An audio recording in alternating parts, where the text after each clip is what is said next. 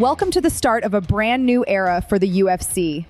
This Saturday in Houston, Texas, there is a card that isn't just deep, it's significant. We have a main event that could define the middleweight title picture for the next 2 years. I'm Emily, and joining me today is our tactical specialist, Kai. Kai, we've got old guard former champ Sean Strickland facing the relentless, weaponized cardio of Anthony Hernandez. Emily, this is a sink or swim matchup in the most literal sense. On one side, you have an efficient defensive boxer in Strickland. On the other, you have Anthony Hernandez, who analysts are calling the middleweight Marab. He doesn't just want to beat you, he wants to drown you. Let's look at the stakes first. Anthony Hernandez is on an 8-fight win streak. He's told us he believes he's championship quality and wants a quick run to the belt before he retires to his ranch to ride dirt bikes. But on the other side, Sean Strickland seems to be at a crossroads. His coach, Eric Nixick, admitted they had to have a heart-to-heart about whether Sean still has that killer motivation after reaching the mountaintop. And that motivation is going to be tested early. Tactically, this is the Philly shell versus chain wrestling. Strickland lands nearly 6 strikes a minute and defends 60% of what's coming back at him, but he hates being on his back foot. Hernandez averages over 6 takedowns per 15 minutes. He's going to crash the pocket and try to force Sean to retreat. Is there a vulnerability for Hernandez, though? We've seen him get hurt to the body in almost every one of his recent fights. Absolutely. Strickland's stabbing teep is his best weapon here. If he can use that front kick to keep Hernandez from closing the distance, he can jab his way to a decision win. But if Hernandez gets that body lock and starts those mat returns, it's going to be a long night for the former champ. Moving to the co-main, and this one is personal. Geoff Neal is fighting in his home state of Texas, and he's revealed something massive. He's been sober for this entire camp for the first time in 5 years.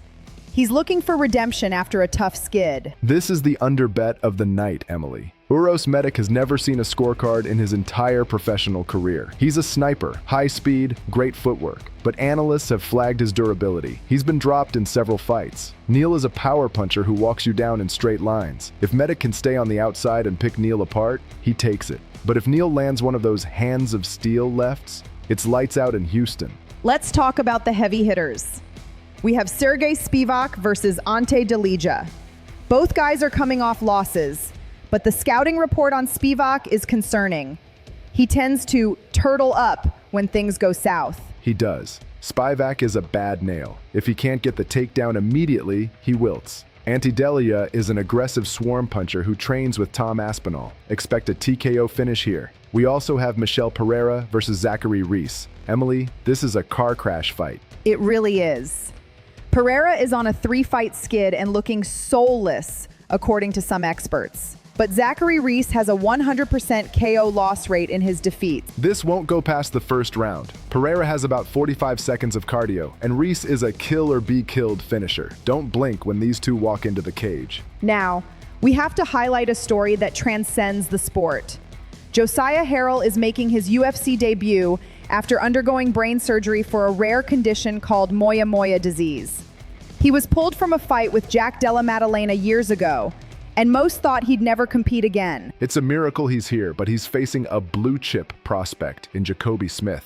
Smith is 11-0, a 2-time All-American wrestler out of Oklahoma State. This is a battle of the undefeated. Harrell is the muscle hamster, explosive and stocky, but Smith is being groomed for the top 15. The wrestling transitions in this fight will be world-class. Before we let you go, a quick look at the prelims. We have the jiu-jitsu nerd Jordan Levitt moving to 145 for the first time to face the undefeated Yadier Del Valle. Del Valle is a tank for this weight class. He's a judo and BJJ black belt who bullies people. Levitt's awkwardness usually keeps him safe, but Del Valle is a different kind of athlete. Also, keep an eye on Alden Correa. He's a Houston local with sharp boxing who's looking to put a stamp on his home game performance. So many great fights on this card. We are set for an incredible fight night, and the crowds in Houston are sure to be making it a fun event. I am curious which fight our audience is most interested in. And a final warning for the fighters. Analysts are already talking about Texas judging. The advice from the booths this week? Don't leave it to the scorecards.